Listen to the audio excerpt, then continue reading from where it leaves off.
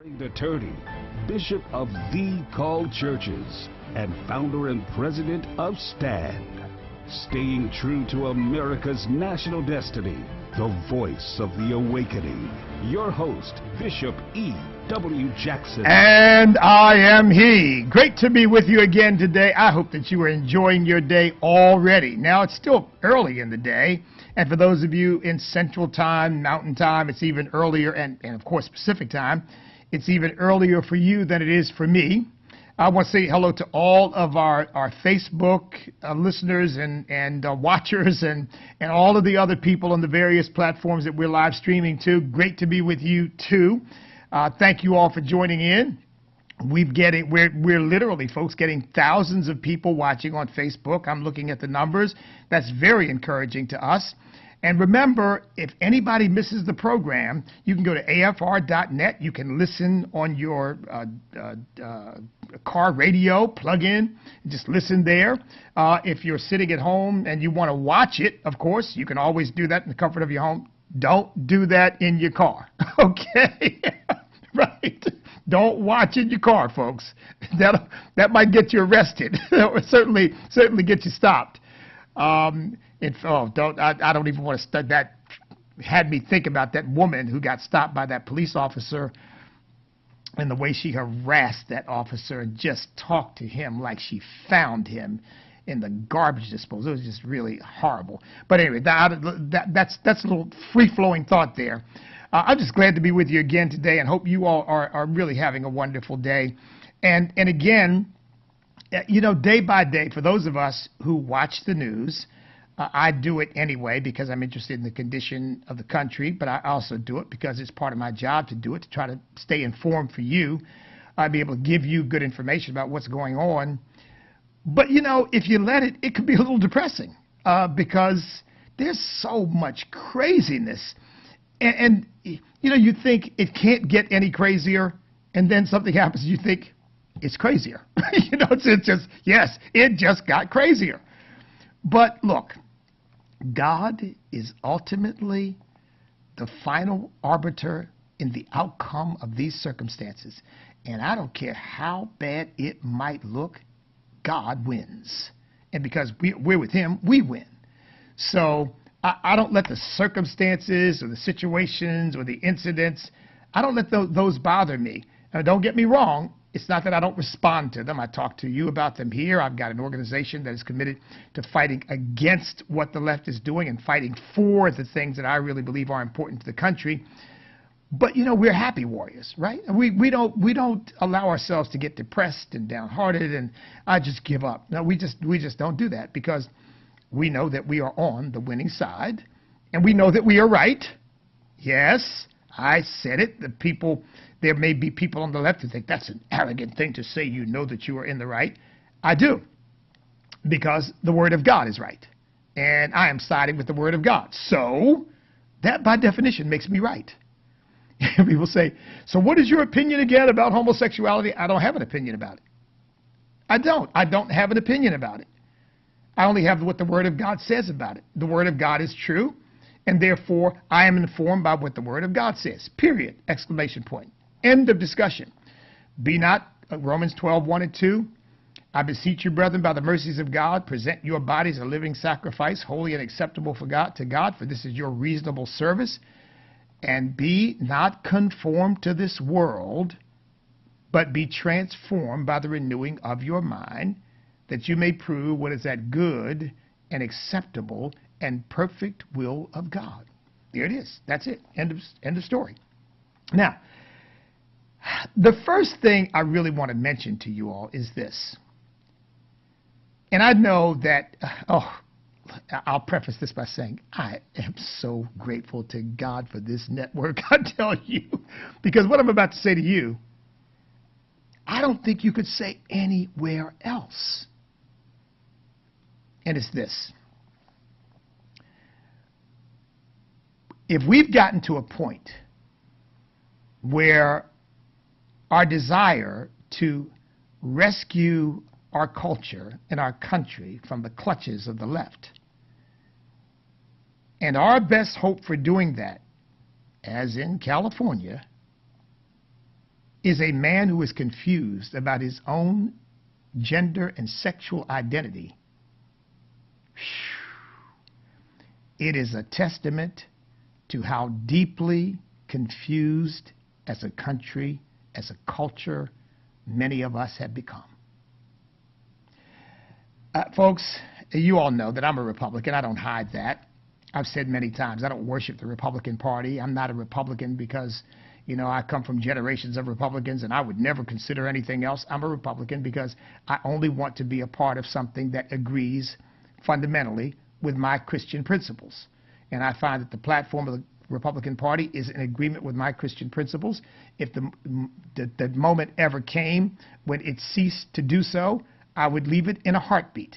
It wouldn't be difficult at all.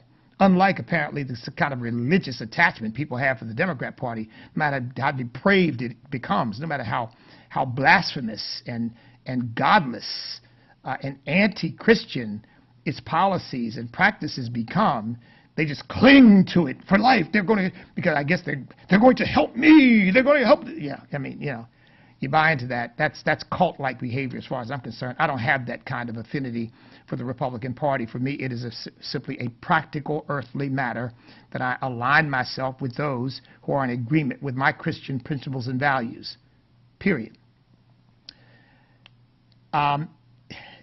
If the Republican Party thinks that its salvation in California is going to come through a transgender, the Republican Party better check itself too. Now look, folks, there are homosexual people, commentators on television who say things, and I find myself, conservatives, or at least they put themselves in the conservative community, and I find myself agreeing with them most of the time because I'm conservative, they're conservative, and I say, yeah, that's true, absolutely, I agree with that. It does not, however, change my mind about the nature of homosexuality itself, because the Bible's already spoken to that. And it does not give exceptions. It does not say, oh, but if it's a Republican, oh, well, that's different. Oh, if they're conservative, basically, oh, well, that's different. All of my moral laws can be excused of those who are conservative or Republicans or define themselves as such. No, I don't find any such exception in the Bible. And so I can't celebrate seeing Bruce Jenner parading himself around California as a woman and running for governor as a woman. I just can't see it. See, even that, now, look, he is Bruce Jenner. He can do whatever he wants to do. But the man, he's a man, okay? He is a man. You would, look, do you know, I couldn't say that on Fox. They wouldn't let me do that. I don't even know that there's another network anywhere in the country that would allow me to say that.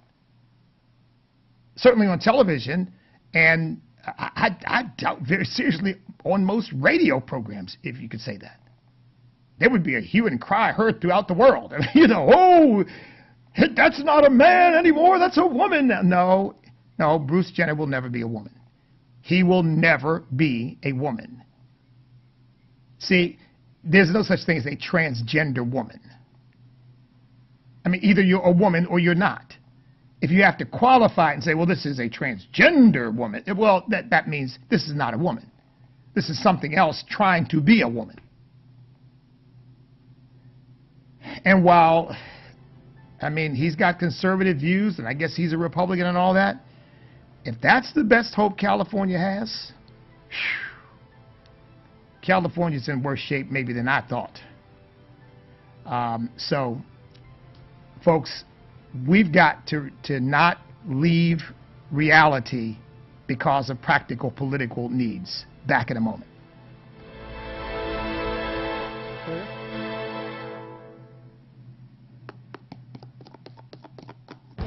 This is Viewpoints with Kirby Anderson. Today is the National Day of Prayer. It is a vital part of our American heritage. The first call to prayer happened before the American Revolution. In 1775, the Continental Congress called on the colonists to pray for wisdom as they considered how they would respond to the King of England. Perhaps one of the most powerful calls to prayer came from President Abraham Lincoln during the Civil War. In 1863, he issued a proclamation for a day of humiliation, fasting, and prayer. Here is some of that proclamation. He said, "We have been the recipients of the choicest bounties of heaven. We have been preserved these many years. In peace and prosperity, we have grown in numbers, wealth, and power as no other nation has ever grown.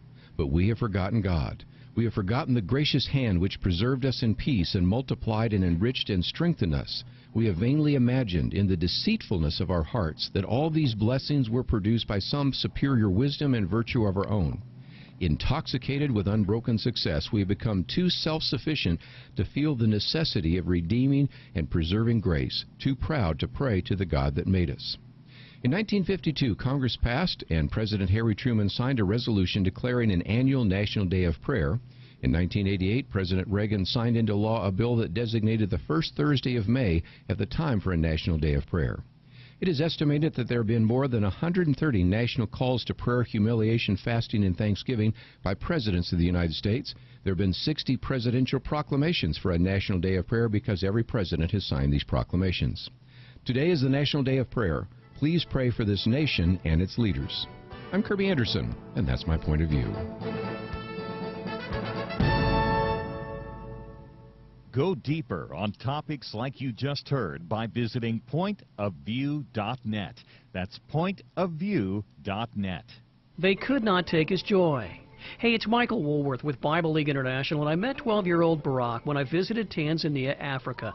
He is an albino, and if you suffer with albinism, you lack a pigmentation in your skin, hair, and eyes, and in this part of the world where witchcraft is so prominent, witch doctors believe that someone like Barack is an evil spirit that must be destroyed. And so on the way to school one day, they cut off his left arm, took the fingers on his right hand, took his teeth, took his tongue, but they could not take his joy. Why? He is a born-again believer, and even though the father left the home many years ago, the mother, Mary, endeavored to raise him to know and love Jesus, and together they've learned to forgive through the hope of the gospel those that attacked him. And would you know it, 100 people have come to Christ, 2 of those former witch doctors who at one time sought to harm him. Look, we're sending Bibles to Africa. Hope is needed there, and you can be a part of this at only $5 a Bible. $100 sends 20. Call 800-YES-WORD. 800-YES-WORD. 800-YES-WORD, or give at sendbiblesnow.org. Brian Fisher here. Facebook bans Trump but gives ad space to human smugglers. The incredible vanishing flu. California becomes the golden state for homeless people. A Derek Chauvin juror wore a George Floyd shirt not once but twice. The Washington Post commits climate fraud. Jake Tapper bans Republicans on his show. And it's the National Day of Prayer next on Focal Point. The Awakening. The Awakening. Download and listen at your leisure with the podcast page at AFR.net. Now, back to our host, Bishop E.W. Jackson. When you normalize the abnormal, you are enabling it and spreading it. And see, that's the problem with the Bruce Jenner Bruce Jenner. Wow, I had thought about that. Bruce Jenner candidacy in the person of his alter ego, Caitlyn Jenner. That's the problem. You are, if you support that, you are normalizing the abnormal and spreading it. I read a book not too long ago that was, and by the way, this book was not by a Christian. It was not written by a person who even is in fundamental theological or philosophical opposition to transgenderism or homosexuality. But the book was really just written from an empirical perspective, and here's what its thesis was. Such hype and promotion of transgenderism has gripped the country that you have young girls becoming transgender in groups, whole groups of them. The book documents this, whole groups of them becoming transgender all at once. Now, you can't tell me that a whole group of young girls suddenly discover that they're a guy on the inside. What's going on? What's going on is that we are normalizing it and promoting it because I'm trying to cover myself or because I'm trying to pander to anybody. I personally love, and I really believe that we as Christians love people who are beset with this malady. We love them. We don't hate them. We don't want to hurt them. We don't want them attacked. We don't want them denied an ability to earn a living or or to live in appropriate housing that they can afford. Or, and by the way, I'm sure you all know that the data has been showing for years that homosexuals generally have a standard of living that is high, much higher. I don't have the numbers in front of me, but much higher than the average American. They are doing very well financially as a group. But we don't hate them. We love them. We don't want to hurt them. We don't want them denied the fundamental rights that any human being has. The fundamental freedoms that we as Americans believe God has given us. But that doesn't mean we can support what they're doing and the direction in which they are trying to take our country. In fact, I'm reading another book right now called Truth Overturned by Ryan T. Anderson, I think is his full name, Ryan Anderson, Truth Overturned.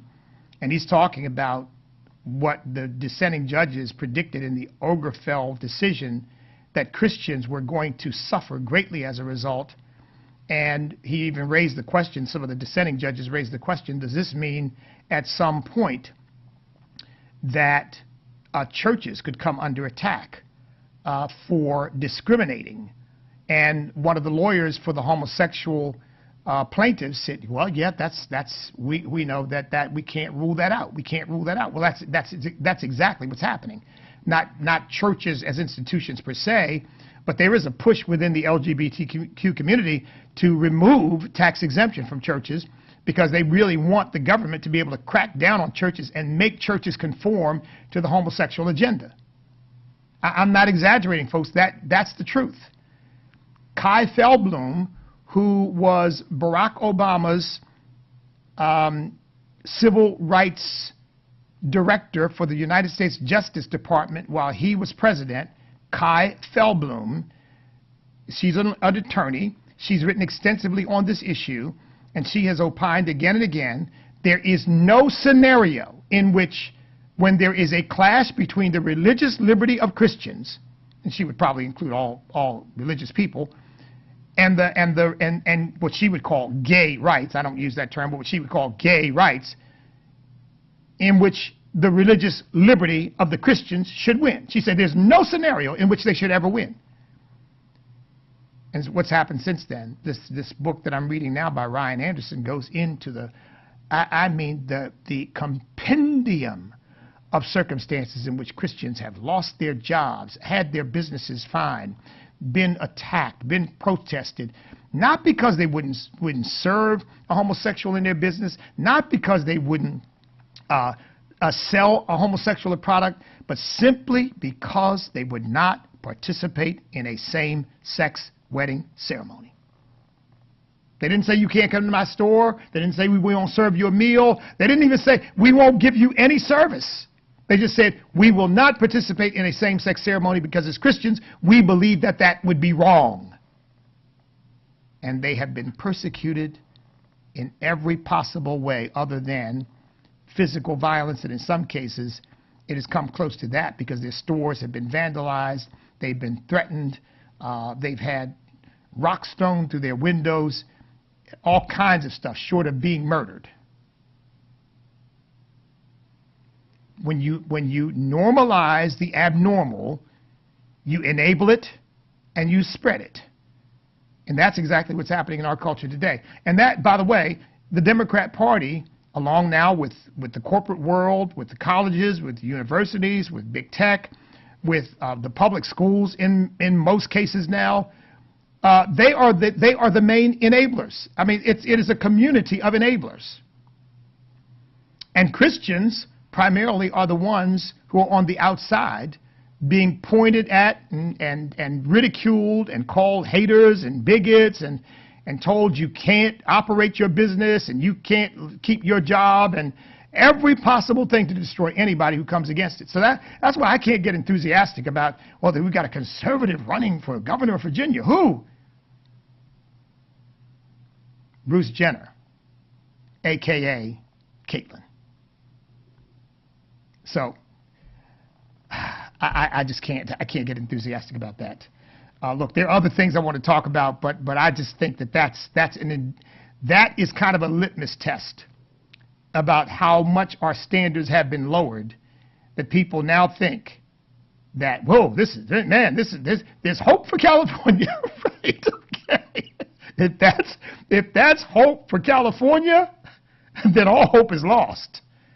No, the real hope for California is to rise up and produce another Ronald Reagan to be governor of California, and to lead that state out of its confusion and out of its utter depravity, to have these Hollywood people back off and stop pointing the finger at Christians and conservatives and believers and people who live in flyover country like we're a bunch of Neanderthals, and they've used that name, Neanderthals, who don't know what we're doing because we haven't come into the modern world yet. And of course, they are the great moral leaders and the moral superiors who will show us the way.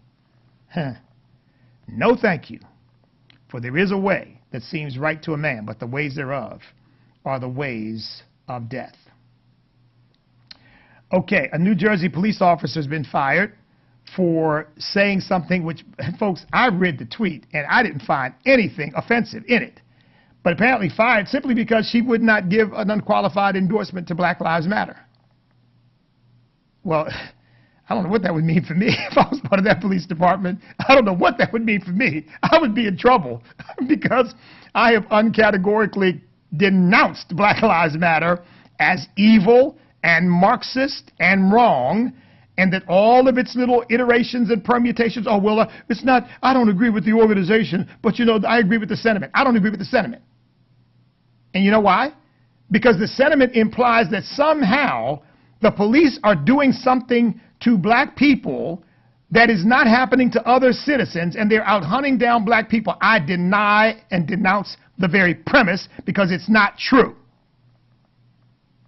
Here's my mantra: all lives matter. Or my principle or my slogan: all lives matter. And if they don't like that, too bad, because if I may use a bit of logic, and these people aren't accustomed to that, but if all lives matter, doesn't that include black lives too? I think if all lives matter and black lives are lives, then it includes all lives, meaning that it includes black lives, white lives, Hispanic lives, Asian lives. Forgive me for the categorization, but you get my point.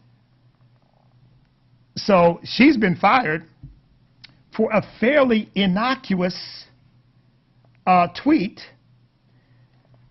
So do I have time to get, well, I may have to, yeah, I think I'll have to wait till I come back to get this over to you. But see, this is exactly what I mean. We are moving toward a culture now in which we Christians, no matter how much we love people, the mere disagreement is categorized as hatred, and if possible, your life will be destroyed by your refusal to agree. Back in a moment.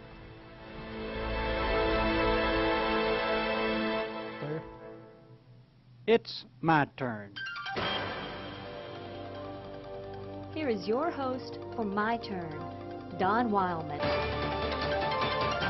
One day, a very rich man came to a friend of his and told him that he was ready to go on vacation.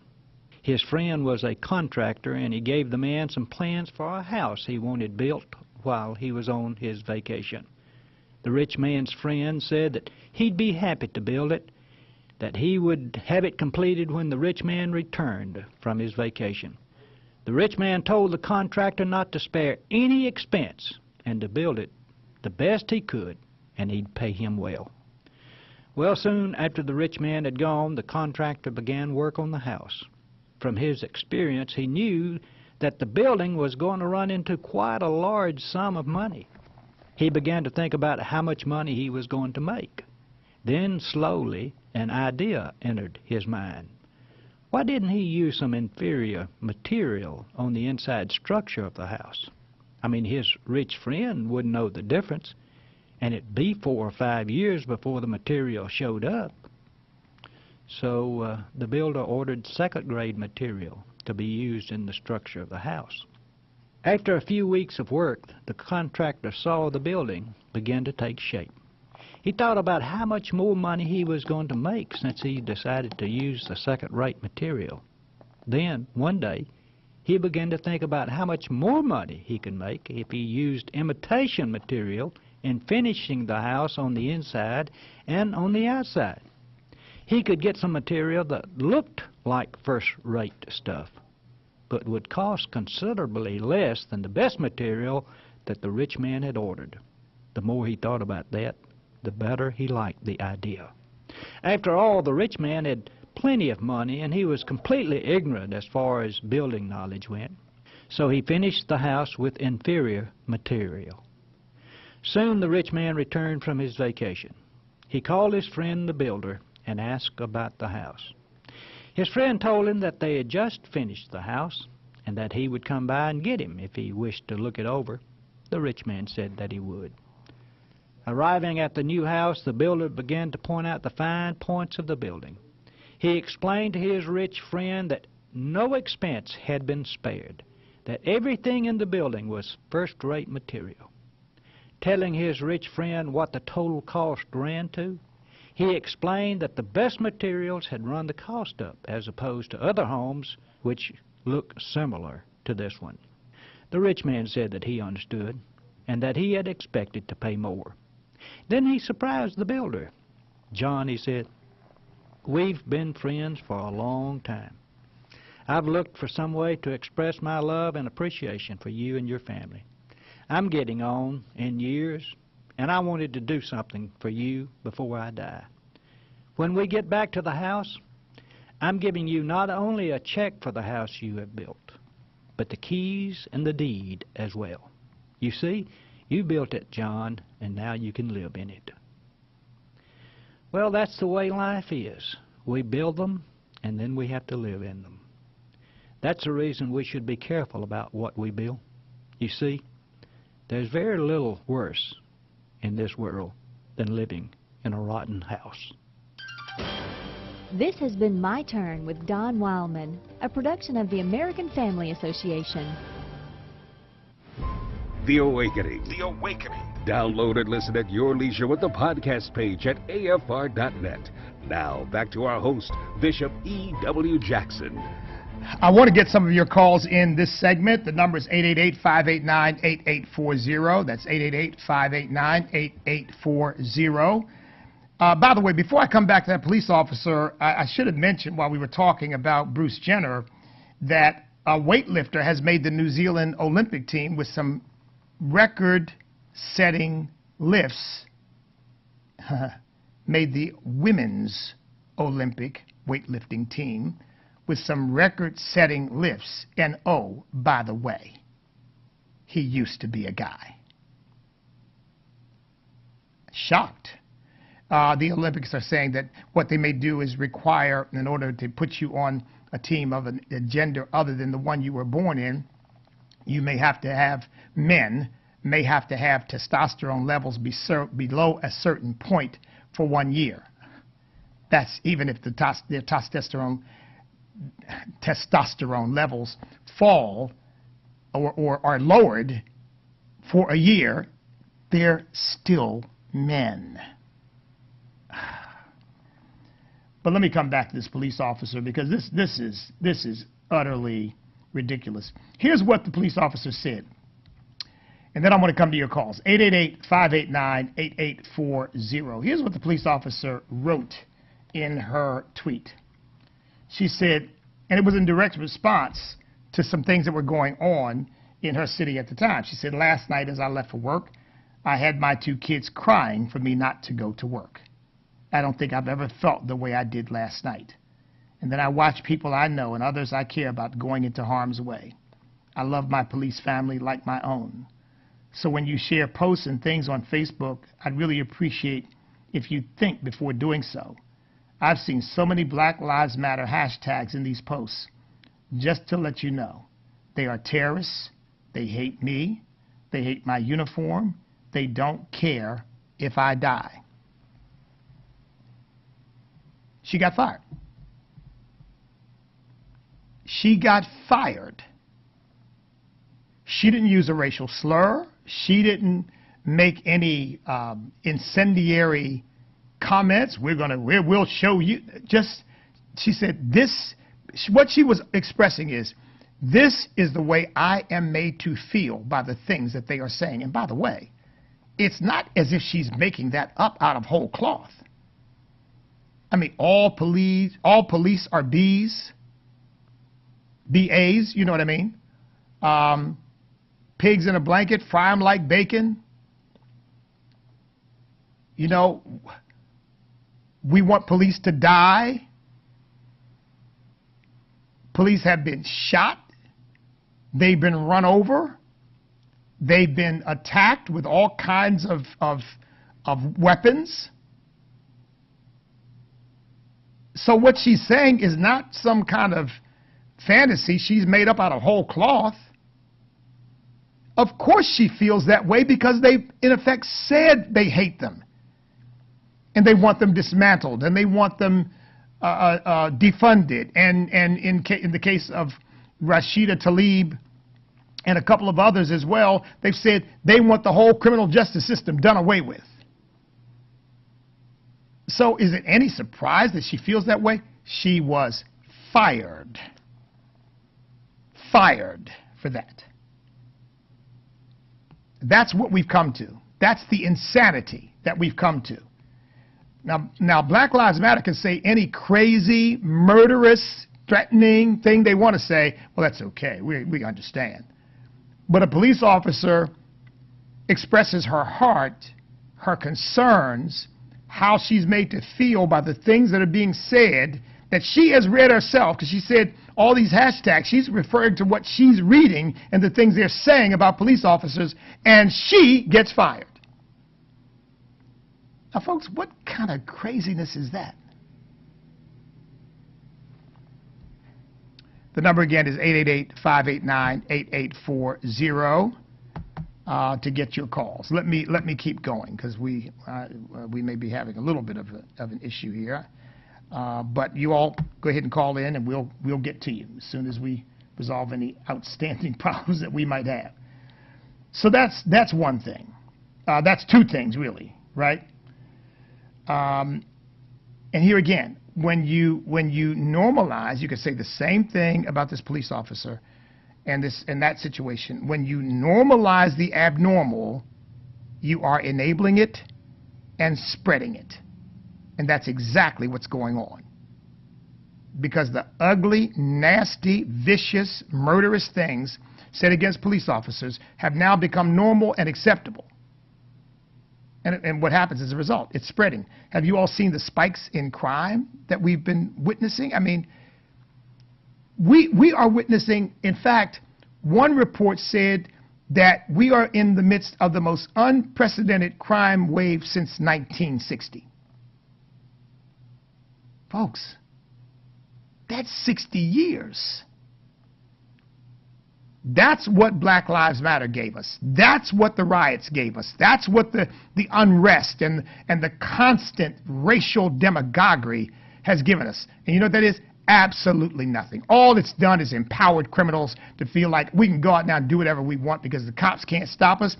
They're retiring in droves. They're being fired. They're being put in jail. They're being falsely accused.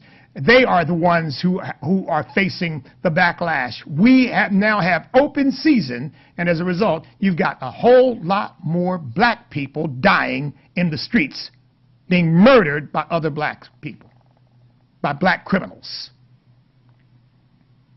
Because the cops can't really properly respond because their hands are tied. And they've been told, we don't need you, we don't want you, we want to get rid of you. And if anything happens, such as that police officer shooting Ma'Khia Bryant before she stabbed another girl probably to death, if you look at the video and you see the way her hand is reared back with that knife, I mean, she is not trying to pinprick somebody, she is trying to kill that girl. But it's the cop that's wrong. Oh, no, Ma'Khia Bryant is just a victim. It's the cop that's the problem. Yeah, this stuff just gets crazier and crazier and crazier day by day. That's why I said you can't let it get to you, because if you did, it would depress you. And by the way, Caitlyn Jenner said one of the reasons she thinks her candidacy for governor is going to be so important is she's going to be a role model for all the transgenders, because there's a high level of suicide among transgenders. Transgenders are not committing suicide because society can't get used to them. They're committing suicide because they can't get used to themselves, because they're already psychologically imbalanced. You've got to be to make the crazy statement that you're a male inside a female's body, or you're a female inside of a male's body. That in itself is a non sequitur, folks. That's mental illness. There's no such thing as a girl inside a boy's body or a boy inside a girl's body. That's called gender dysphoria. It is an illness like bulimia and these other appetite illnesses, where you think you see one thing, but you see something else. You think you're fat, and you're actually emaciated. The mind is not working properly. Wow. You know what? As soon as we get back, I want to take your calls. 888-589-8840. And by the way, I can see one person raising this issue because it's one that needs to be raised.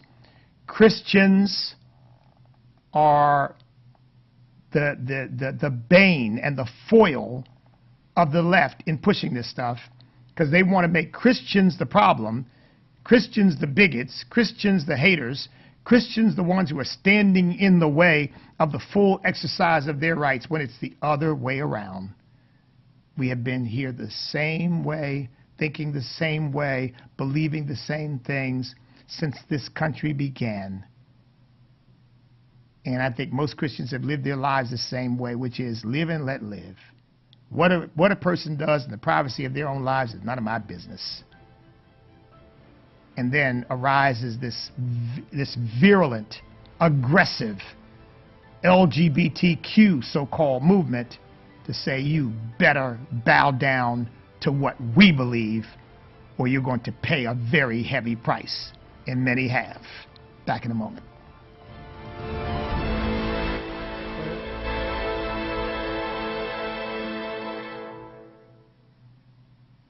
The American Family Association's mission is to inform, equip, and activate individuals to strengthen the moral foundations of our culture.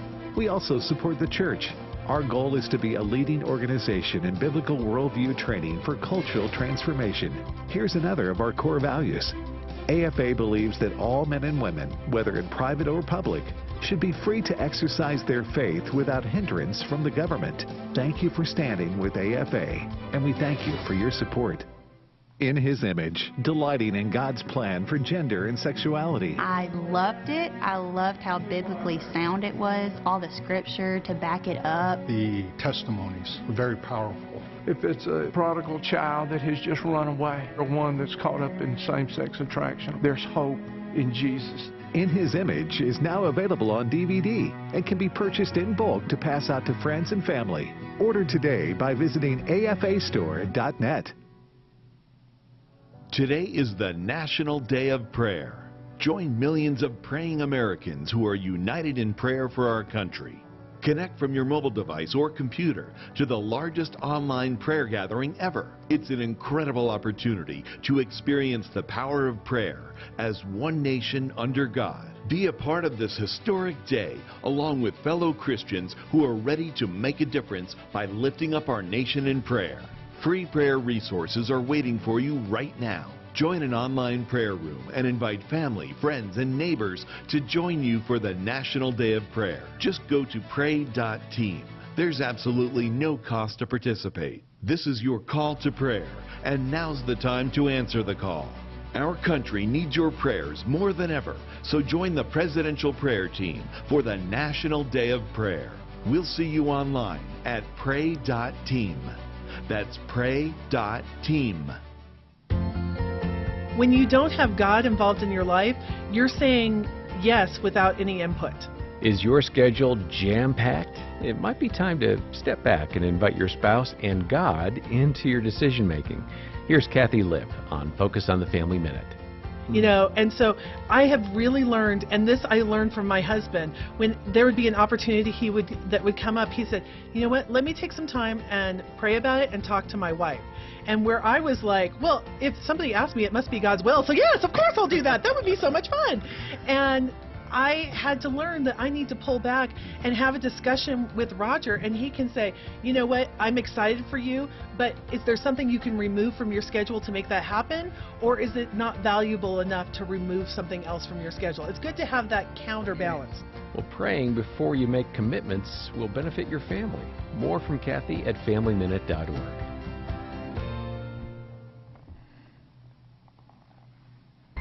Back to the Awakening with Bishop E.W. Jackson on American Family Radio.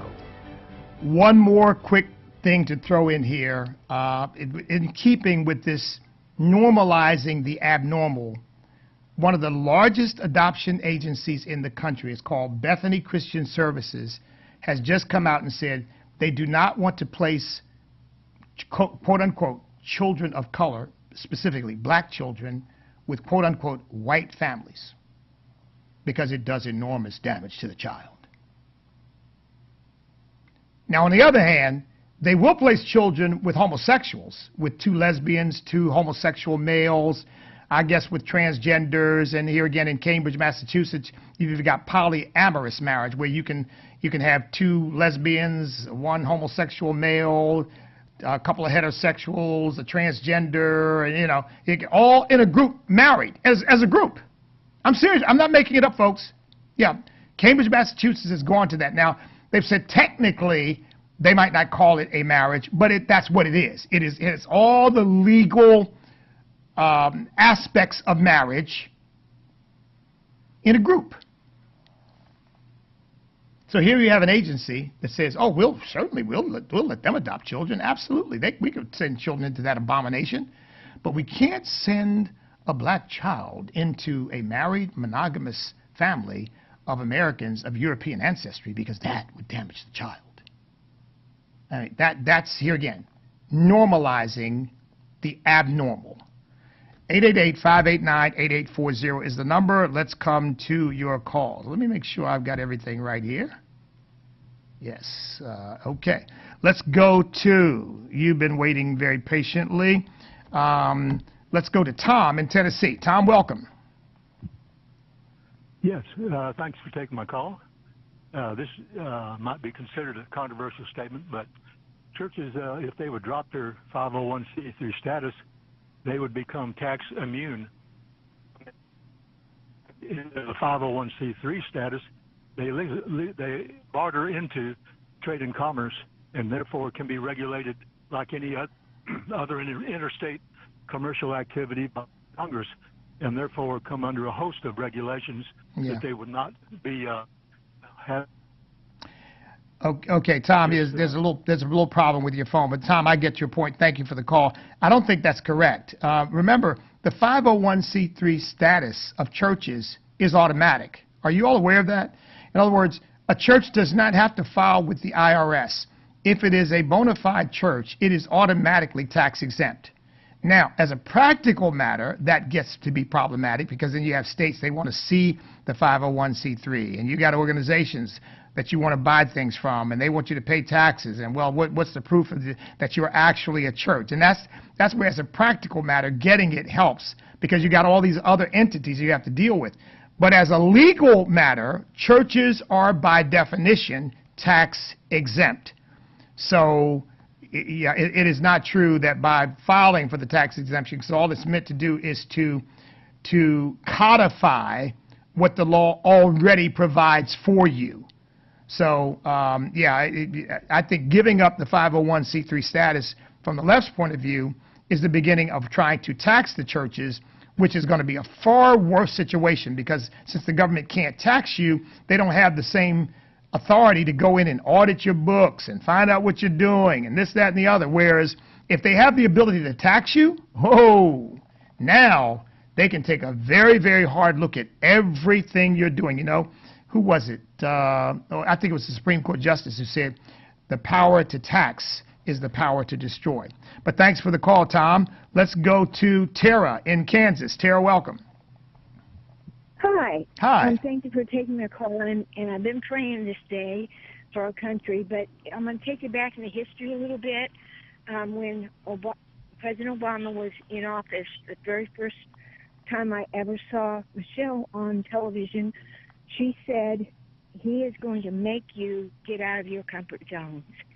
So I think that was a premonition or a prophecy of what the plan was. And I've tried to find it on the internet for several years, and they've expunged it, or it's gone now from common access. But I just thought, this is a hostile takeover, and I think it has been. I think I was thinking treason before Obama's first term ended, and I contacted my representatives. And I got information back from them that said, well, impeachment is not really practical at this time. I wasn't talking impeachment. I'm talking you're talking about trying for treason. Okay, well, Tara, thank you so much. Thank you for the call, Tara. I appreciate that. I don't recall that particular quote. And by the way, I don't even consider that to be one of the worst ones. I think the worst quote, which he then later denied, was what he said after it was clear that he had won the presidency. He said, we are only 5 days. Well, I think, it was clear that that was the way things were looking. And I think he said, we are only 5 days away from fundamentally transforming the United States of America. And in substance, Tara, you are absolutely right, because he then set about doing that. And I really believe that in many ways, we are dealing with the aftermath of his presidency. We dealt with it throughout the Trump presidency, and now we're dealing with it during a Biden presidency. He sowed some very bad seeds in our country, and unfortunately, we've got to harvest those seeds, destroy that crop, and raise another crop in order to get out of this mess. Thank you for the call, Tara. Let's go to Charles in North Carolina. Charles, welcome. Greetings and salutations. Thank you, sir. How are you, brethren? I'm blessed. Just like you, Charles. Family. Amen. Yes, sir. Look, I was talking and listening to your broadcast here in North Carolina. First time I've ever heard you, I think. Oh. But I was thinking about what you was talking about. I believe that we are under a satanic attack on 5 areas of structure that God has put together and put in place for civilization. First of all, the devil is trying to break down the conscience of man. And when he breaks down the conscience of man, he's going to break down the rule of the home. The home is in disarray. So these are structures of discipline. These are well, Charles, because we're coming to the end of the program, if you want to get the other 3 in there, you just gave us 2. Do you want to quickly tell us what those other 3 that you see under attack are? The breakdown of the home, the breakdown of the conscience, the breakdown of the home, the breakdown of the church has been broke down, and now the last barrier to be broke down is the breaking down of the civil authority. Charles, thank you. Listen, Charles, I'm running short on time, but thank you for the call. I think that was 4. It's probably a 5th that you have in mind. You are right on all counts. And you say civil authority. I think there's an effort to destroy the military from within as well, or certainly to fundamentally change it. And all of those things you just mentioned are indications of our liberty and our very traditional value base. And you're right. I think anything that maintains those, they are under attack right now, and the left is trying desperately to destroy them. Thanks for the call, Charles. Let's go to John in Georgia. John, welcome. Yes, Bishop. I've never called in before, but I'm a charismatic Catholic. I would like, today's a National Day of Prayer. Would you say a prayer for our country? We really need some prayer. Would you? Absolutely. John, thank you so much for the call. Thank you for the reminder. You're right. This is the National Day of Prayer, and I hope everybody is praying for our country. I'm doing that on a daily basis. And thank you for the call, John. I'll tell you what, though, before I do that, let me get Cody in Texas in, because he's been waiting for a bit, too. Cody, welcome. Oh, hello. Hi, Cody. I wasn't expecting you to answer. I wanted to ask a quick question. Sure. We talked about, or you talked about the effects of the LGBT community, and I'll throw in the rise of the occult in recent times. Mm-hmm. Where do we put our money? Where do we put our efforts in stopping them? Talk is all well and good, but we need to know where to act to kill it. All right. Well, Cody, that's a profound question. I'll give a brief answer, and then I'm going to meet Charles's request for prayer for our country, since this is the National Day of Prayer. Look, I don't have time for a major exposition. Here's a place you can start. Support American Family Radio, because we are propagators of truth. And there are very few of us in the world today. And if people aren't hearing the truth, they don't even know what to do. They don't even know which way to turn. So that's a start. And obviously, there are other actions you can take. I run a nonprofit called STAND, Staying True to America's National Destiny. And one of the things we're doing is trying to educate and awaken people in these minority communities, particularly, that the left is playing a Marxist game with them, manipulating them, demagoguing them, indoctrinating them into supporting people who don't have their best interests at heart, but simply want power and are using them to get it and keep it. So there's two quick things to start, Cody. So thank you for the call. And look, get in touch with us at standamerica.us. And we're doing some other things as well that you might be interested in. And obviously, we're not the only ones. You know what, folks? It is the National Day of Prayer. Thank you all for reminding me of that. Excuse me. And let's say a quick word of prayer before we go. Heavenly Father, we love you first and foremost, but we also love our country. And we ask you to do a mighty work in awakening the American people to the fact that America does not work without God. That blessed is the nation whose God is the Lord, and cursed is the nation whose God is not. And so, Lord, have mercy upon our beloved country. Cleanse us of some of the national sins that we've committed, the sin of abortion, the sin of homosexuality and transgenderism that has been so widely accepted as things that are good and righteous and admirable even. And Lord, it is Isaiah 5 come to pass. Good is evil, evil is good, bitter is sweet, sweet is bitter, darkness is light, and light is darkness. But Lord, for those of us who know the truth, help us to keep proclaiming the truth with love. That's going to do it, folks. God bless each and every one of you. And remember, in Jesus' name, by the way, we pray, we cannot be defeated if we will not quit, because we are on God's side. Thank you, Bishop. I'm going to show the show too. Yeah, all right, Randy. I'll talk to you tomorrow, my friend. God bless. Have a good day. Okay, you too.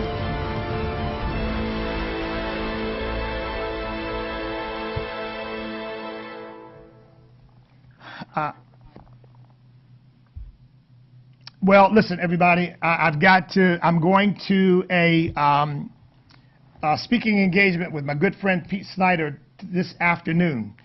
So for those of you who are in the Virginia area and you want to come join me, either because you're a delegate and you know about Pete Snyder, maybe you support him, or because you're not a delegate but you've heard about him and you want to get to know him, or you just want to come and meet me and hear me and see why I'm supporting Pete Snyder.